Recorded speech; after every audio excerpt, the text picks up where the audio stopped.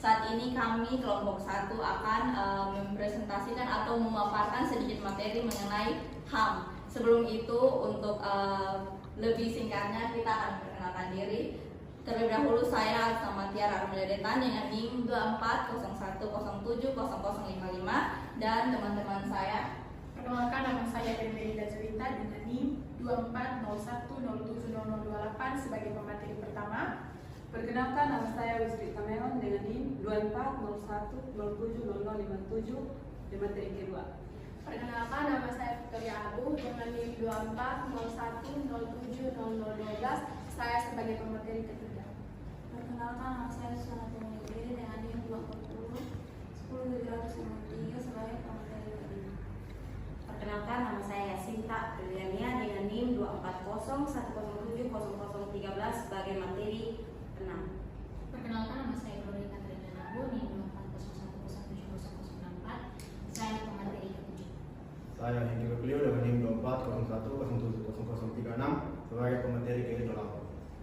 Oke, baik, sekian saja perkenalan singkat dari kelompok kami. Saat ini kita akan masuk ke dalam pemaparan materi, di mana hak asasi manusia atau HAM, pilar kemanusiaan dan juga keadilan. Pada presentasi kali ini, kelompok kami akan mengupas tuntas mengenai hak asasi manusia atau HAM, mulai dari pengertian dasarnya, prinsip-prinsip universal, jenis-jenis HAM, hingga pentingnya penegakan HAM dalam membentuk masyarakat yang adil dan juga bermartabat. Kami juga akan membahas tantangan yang dihadapi serta solusi yang dapat diterapkan untuk memastikan HAM itu senantiasa terjaga bagi setiap individu yang menganutnya.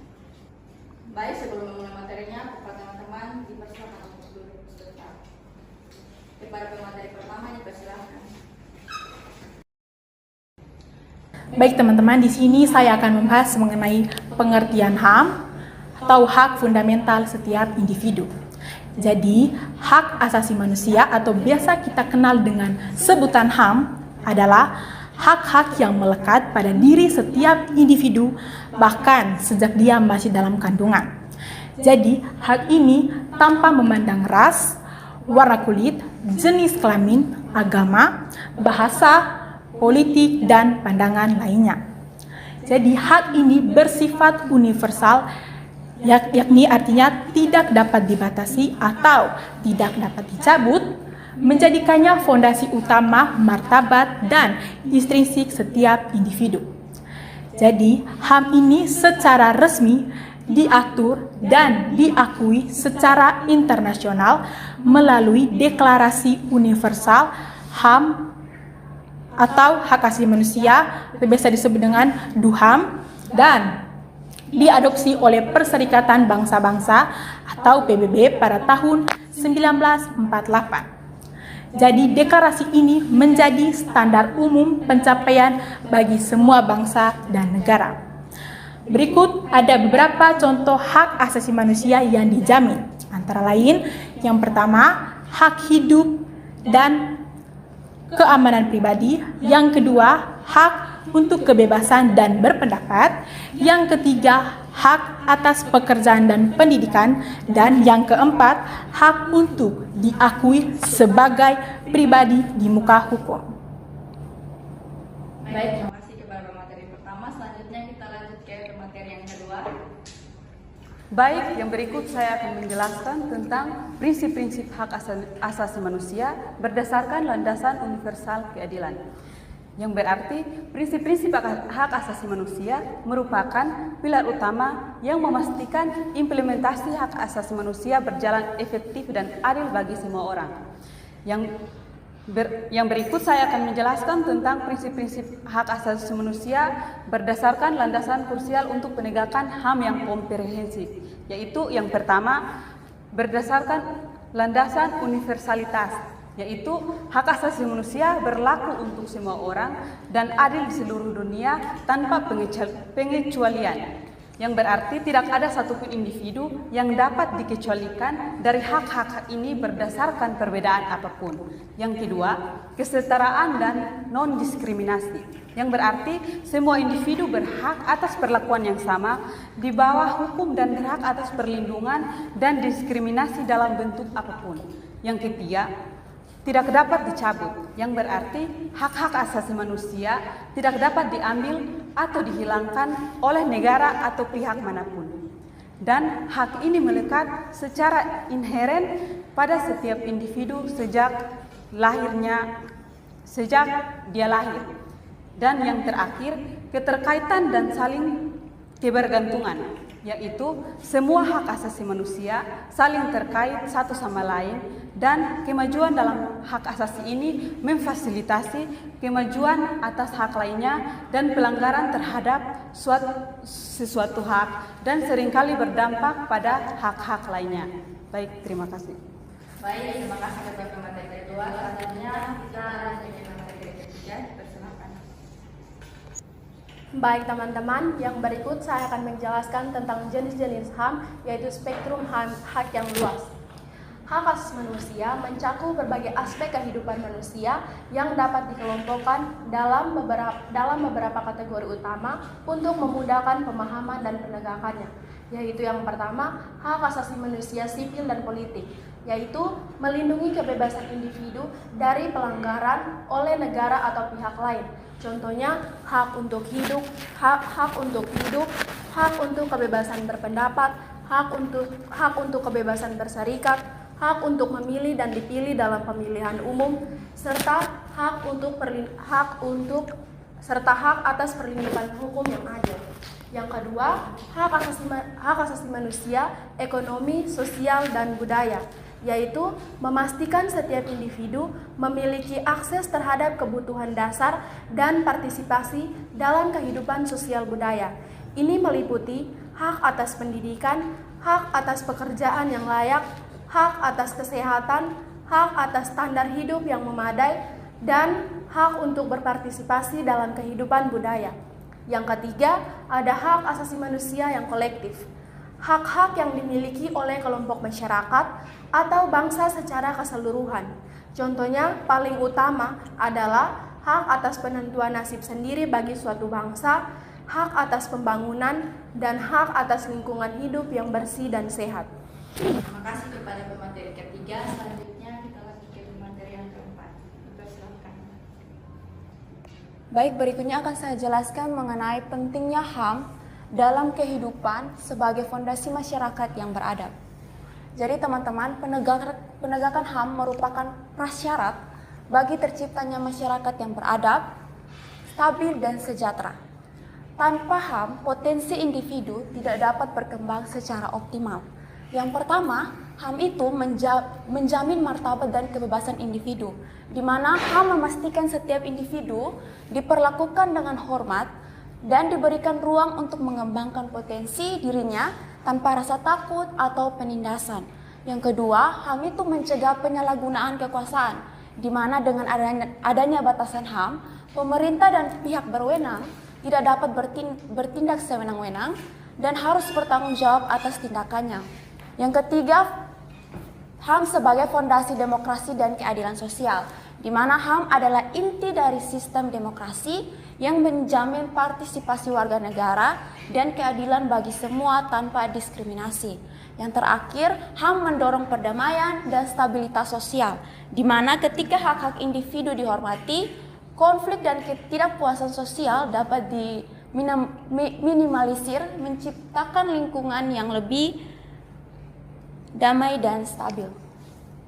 Baik, terima kasih kepada pemateri yang keempat. Selanjutnya saya kembali mempersilahkan pemateri kelima. Baik teman-teman, berikutnya saya akan menjelaskan tentang contoh penerapan hak asasi manusia di Indonesia, di mana ini menjadi langkah menuju keadilan. Jadi, Indonesia sebagai negara hukum telah menunjukkan komitmennya dalam penegakan HAM melalui upaya legislatif maupun kelembagaan. Jadi dari upaya legislatif ini dapat kita lihat dalam Undang-Undang Nomor 39 Tahun 1999, di mana undang-undang ini menjadi pedoman atau payung hukum dalam mengatur dan melindungi HAM.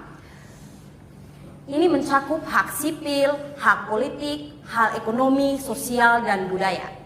Dari upaya kelembagaan sendiri ini kita dapat jumpai atau kita dapat lihat melalui lembaga Komisi Nasional Hak Asasi Manusia atau Komnas HAM, di mana lembaga ini bertugas untuk melaksanakan pengkajian, penelitian, penyuluhan, pemantauan, dan mediasi atas kasus pelanggaran hak asasi manusia.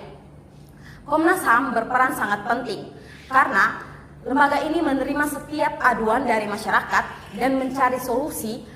Dari solusi tersebut, lembaga ini merekomendasikan kepada masyarakat untuk ditindaklanjuti tentang kasus pelanggaran HAM. Selain Komisi Nasional Hak Asasi Manusia atau Komnas HAM, ada pun program-program pendidikan HAM ini terus digalakkan sebagai tindakan mulai dari sekolah hingga masyarakat. Dari sekolah sendiri kita dapat lihat mulai dari SD, SMP, SMA, bahkan perguruan tinggi telah mendapatkan pelajaran, lebih fokusnya pada pelajaran PPKN, di mana itu membahas tentang HAM, sehingga siswa maupun mahasiswa lebih mengerti dan paham tentang HAM maupun pelanggaran HAM. Dari masyarakat sendiri, ini dapat dilakukan melalui sosialisasi, kampanye, penyuluhan, agar dapat membuka wawasan masyarakat tentang HAM dan pelanggaran HAM, sehingga masyarakat itu lebih berpikir kritis lagi. Di mana tindakan semua ini dilakukan agar meningkatkan kesadaran akan pentingnya HAM. Baik, terima kasih kepada pemateri kita yang kelima. Dipersilakan untuk duduk. Yang selanjutnya kita mempersilakan pemateri kita yang keenam untuk maju. Yang berikutnya saya akan menjelaskan tentang tantangan dalam penegakan HAM dengan realitas yang kompleks. Meskipun komitmen terhadap HAM telah ada, Indonesia masih menghadapi berbagai tantangan yang signifikan dalam upaya penegakan HAM secara menyeluruh. Yang berikutnya ada 4 tantangan, yaitu yang pertama, pelanggaran oleh aparat. Kasus kekerasan atau penyalahgunaan wewenang oleh aparat kelompok tertentu masih sering terjadi, merusak kepercayaan publik. Yang kedua, kurangnya kesadaran. Tingkat pemahaman dan kesadaran masyarakat akan hak-hak mereka sendiri maupun kewajiban terhadap hak orang lain masih perlu ditingkatkan. Dan yang ketiga, ketimpangan akses. Akses terhadap keadilan dan pemenuhan HAM seringkali timpang, terutama bagi masyarakat di daerah terpencil oleh kelompok rentan seperti minoritas atau penyandang disabilitas. Yang keempat, hambatan politik dan hukum. Proses hukum yang panjang, intervensi politik, dan kurangnya independensi lembaga peradilan dapat menghambat penegakan HAM yang efektif. Terima kasih kepada materi kita yang ke-6. Selanjutnya saya persilakan ke materi yang ke-7. Selanjutnya saya akan membahas tentang solusi untuk menghadapi tantangan dalam penerapan hak asasi manusia. Nah, solusi yang pertama yaitu penguatan lembaga hukum, yaitu meningkatkan independensi dan kapasitas lembaga hukum serta peradilan untuk dapat memastikan keadilan bagi semua masyarakat tanpa memandang bulu. Lalu solusi yang kedua yaitu edukasi dan sosialisasi, yaitu mengintegrasikan pendidikan hak asasi manusia dalam kurikulum sekolah dan melakukan kampanye sosialisasi yang masif untuk meningkatkan kesadaran dalam masyarakat. Lalu solusi yang berikutnya yaitu pemberdayaan masyarakat sipil, memberi ruang dan mendukung peran aktif organisasi masyarakat sipil dan media dalam memantau, melaporkan dan mengadvokasi isu-isu hak asasi manusia. Lalu solusi yang terakhir yaitu kerjasama internasional, yaitu berpartisipasi aktif dalam forum-forum internasional dan menerapkan standar hak asasi manusia global untuk memperkuat perlindungan HAM di tingkat nasional. Terima kasih kepada pemateri ke-7. Baik, terima kasih kepada pemateri kita pada pagi hari ini. Mari kita beri tepuk tangan. Ya, selanjutnya saya persilahkan kepada teman-teman yang mungkin ingin menambahkan materi. Untuk 2 teman kami persilahkan. Baik, kepada teman Desmond. Ya, jadi baik, terima kasih atas kesempatan yang saya peroleh. Di sini saya akan menambahkan materi tentang prinsip-prinsip hak asasi manusia. Namun sebelum itu, perkenalkan nama saya Desmond dengan NIM 2401070061. Jadi, penegak hak asasi manusia atau HAM pada serangkaian prinsip fundamental yang berfungsi sebagai landasan universal keadilan. Jadi prinsip utamanya adalah universalitas yang menegaskan bahwa HAM melekat pada setiap individu dimanapun mereka berada, tanpa terkecuali menjadikannya standar baku yang tidak dapat dibatasi oleh perbedaan budaya atau nasional. Prinsip ini erat katanya dengan kesetaraan dan non-diskriminasi yang merupakan jantung keadilan, menuntut perlakuannya yang sama bagi semua orang di hadapan hukum dan melanggar perlakuan tidak adil berdasarkan karakteristik pribadi apapun. Jadi selain itu, HAM ditegakkan berdasarkan prinsip saling ketergantungan dan tak terpisahkan, yang berarti hak sipil dan politik memiliki status yang sama pentingnya dengan hak ekonomi, sosial, dan budaya. Pelanggaran pada satu jenis hak pasti akan menghambat pemenuhan hak lainnya. Terakhir, prinsip akuntabilitas dan supremasi hukum memastikan bahwa negara dan pemegang kekuasaan bertanggung jawab atas tindakan mereka serta menyediakan mekanisme hukum yang efektif bagi korban pelanggaran untuk mencari keadilan, sehingga HAM tidak hanya menjadi cita-cita moral, tapi juga menjadi norma yang dapat ditegakkan secara hukum. Terima kasih. Baik, kita beri aplaus atas tambahan materinya. Jika masih ada yang ingin menambahkan materi, kami persilakan. Baik, kepada teman Kege kami persilakan untuk menambahkan materi. Baik, terima kasih atas waktu dan kesempatannya. Di sini saya ingin memperkenalkan nama dulu. Perkenalkan, nama saya Belinda Emi Kevalo dengan NIM 2401070082. Di sini saya akan menambahkan di materi jenis-jenis HAM. Yang pertama, HAM sipil dan politik, melindungi kebebasan individu dari pelanggaran oleh negara atau pihak lain. Contohnya adalah hak untuk hidup, kebebasan berpendapat, dan hak untuk memilih. Yang kedua, hak ekonomi, sosial, dan budaya, memastikan setiap individu memiliki akses terhadap kebutuhan dasar dan partisipasi dalam kehidupan sosial budaya. Ini meliputi hak atas pendidikan, pekerjaan yang layak, dan kesehatan. Yang ketiga, HAM kolektif, hak yang memiliki oleh kelompok masyarakat atau bangsa secara keseluruhan. Contohnya adalah hak atas penentuan nasib sendiri dan hak atas lingkungan hidup yang bersih. Baik, terima kasih kepada teman Teke. Baik, sekian saja pemaparan materi dari kami dan juga tambahan materi dari teman-teman. Kepada teman-teman yang ingin bertanya, kami persilahkan. Baik, kepada teman Tari, kesempatan diberikan. Baik, terima kasih atas waktu dan kesempatan yang telah diberikan kepada saya. Di sini sebelum bertanya, perkenalkan saya Francisca Nofrida Cekari TE dengan NIM 2401070032. Jadi pertanyaan saya lumayan sederhana, di mana dari awal pemaparan materi dan juga penambahan materi dari teman-teman yang sudah kita dengar dan kita simak tadi, secara garis besarnya itu kita belajar tentang HAM atau hak asasi manusia. Jadi salah satu hak asasi manusia itu kan adalah kebebasan untuk hidup atau hak untuk mendapatkan kehidupan. Jadi tidak ada yang boleh membunuh kita ataupun melukai hak hidup kita.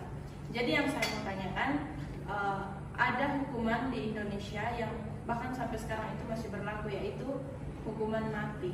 Jadi apakah tindakan tersebut bukannya melarang atau mencederai hak asasi kita untuk hidup, atau memang sistemnya sudah begitu? Saya mohon penjelasan.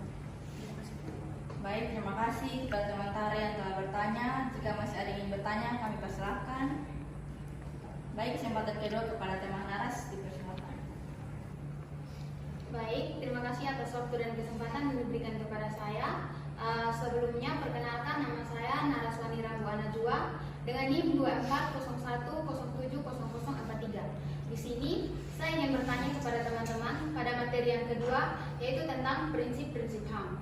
Nah, tadi teman-teman menjelaskan bahwa ada beberapa prinsip-prinsip HAM. Yang pertama bersifat universalitas, yang kedua tidak dapat dicabut, yang ketiga kesetaraan dan non-diskriminasi, yang keempat keterkaitan dan saling ketergantungan.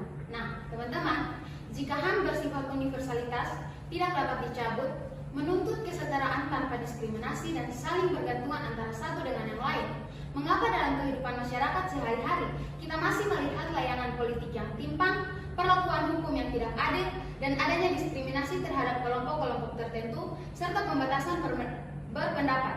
Apakah prinsip-prinsip HAM ini benar-benar diterapkan atau hanya menjadi konsep ideal di atas kertas? Sekian dari saya, terima kasih. Baik, terima kasih teman Aras atas pertanyaan yang sangat kritis ya teman-teman. Kepada teman-teman yang sekiranya ingin menjawab dua pertanyaan dari teman-teman kita, dipersilakan. Oke, baik, kepada teman Mise yang ingin menjawab, kami persilakan. Baik, terima kasih teman-teman kesempatan yang telah diberikan kepada saya. Di sini saya akan menjawab pertanyaan dari teman Tari. Sebelum itu perkenalkan, nama saya Mise Fain dengan NIM 2401070002. Nah, dari pertanyaan teman Tari dapat saya simpulkan bahwa kenapa Indonesia masih ada hukuman mati padahal kita mempunyai HAM. Nah, yang pertama, karena Indonesia melihat hukuman mati sebagai perlindungan HAM versi negara. Negara berpendapat bahwa hukuman mati diberikan untuk melindungi hak untuk hidup, bukan hanya pelaku. Contohnya terorisme, narkoba besar, dan juga pembunuhan sadis. Nah, negara merasa kalau pelaku dibiarkan, masyarakat lain bisa terancam. Nah, yang kedua, karena aturan hukumnya yang belum dihapus. Walaupun Indonesia mempunyai HAM, hukuman mati masih ada di KUHP. Jadi, tetapi dipakai sebagai hukum itu diubah. Yang ketiga, karena pemerintah dan masyarakat belum sepakat untuk menghapus. Sebagian orang merasa hukuman mati itu kejam, tetapi sebagian lagi merasa itu adil untuk kejahatan yang sangat berat. Karena belum ada kesepakatan, hukuman mati masih dipertahankan. Yang keempat, karena hukuman mati tidak melarang hukuman mati secara total. Hukuman memang melindungi hak hidup, tetapi hukum internasional tidak mewajibkan semua negara menghapus hukuman mati. Artinya, negara boleh memilih tetapi memakai atau menghapus. Nah, yang kelima, karena perubahan hukum butuh proses panjang. Nah, teman-teman, menghapus hukuman mati bukan membutuhkan waktu, penelitian, dan debat panjang.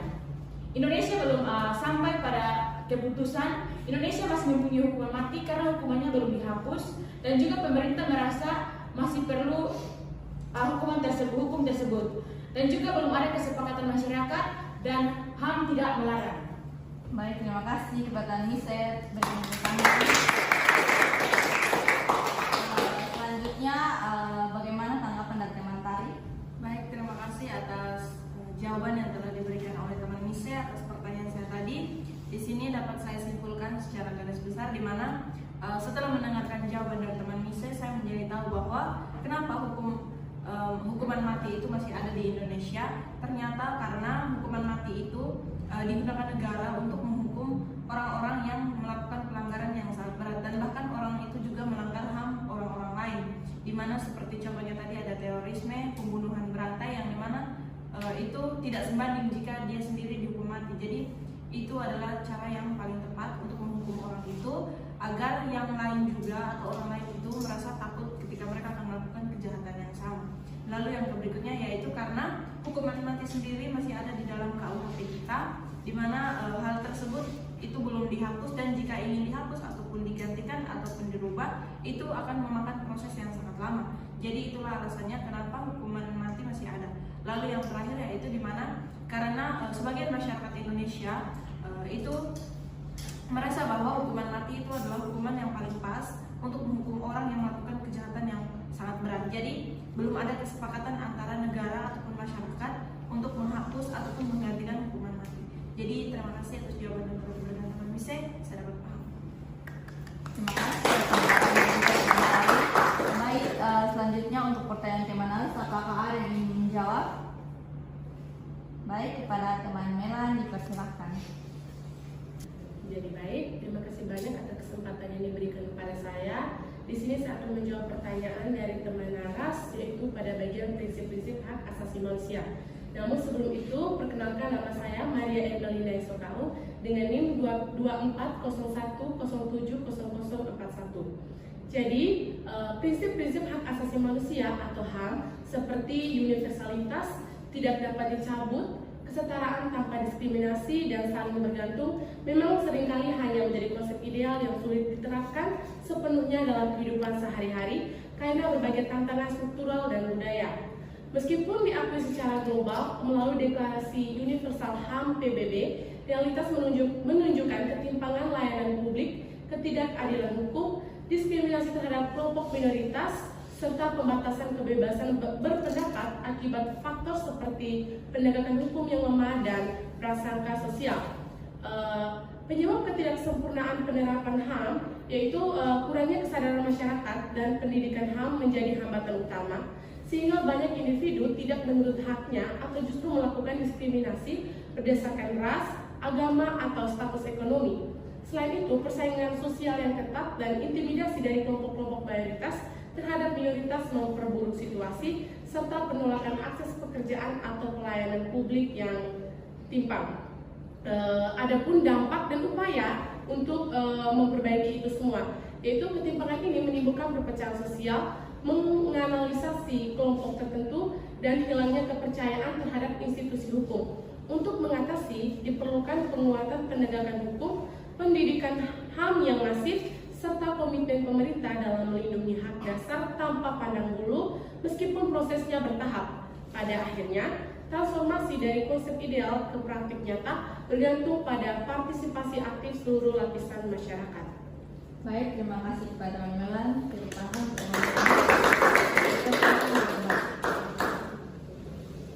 Baik, kepada teman Naras, jika ada tanggapan, saya persilahkan.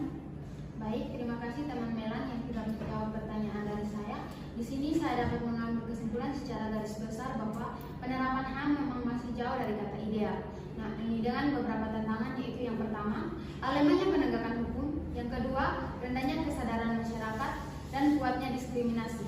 Adapun solusi yang harus dilakukan oleh pemerintah, yang pertama, penguatan HAM, yang kedua, pendidikan HAM, yang ketiga, komitmen bersama.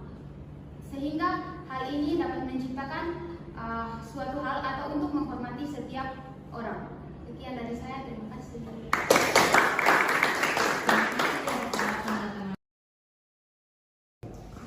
Baik, sekian saja pemaparan materi sesi diskusi kita pada siang hari ini. Dari berbagai materi yang telah disampaikan dan juga ditambahkan, kami kelompok menarik kesimpulan bahwa hak asasi manusia bukanlah sekedar konsep hukum, melainkan esensi dari kemanusiaan kita. HAM sendiri adalah hak yang melekat pada setiap individu dan juga menjaganya adalah tanggung jawab bersama. Adapun penegakan HAM memperkuat keadilan, perdamaian, dan juga kemajuan bangsa. Mari kita sama-sama menghormati, melindungi, dan juga memperjuangkan HAM demi terciptanya masa depan yang lebih baik, di mana setiap individu itu dapat hidup dengan martabat dan juga kebebasan penuh. Terakhir, HAM adalah kebutuhan fundamental, bukan sekedar teori. Keadilan dan perdamaian berakar dari penghargaan HAM. Dan terakhir, masa depan yang lebih baik dimulai dari komitmen kita terhadap HAM. Sekian saja kami kelompok 1, kami pamit undur diri. Terima kasih.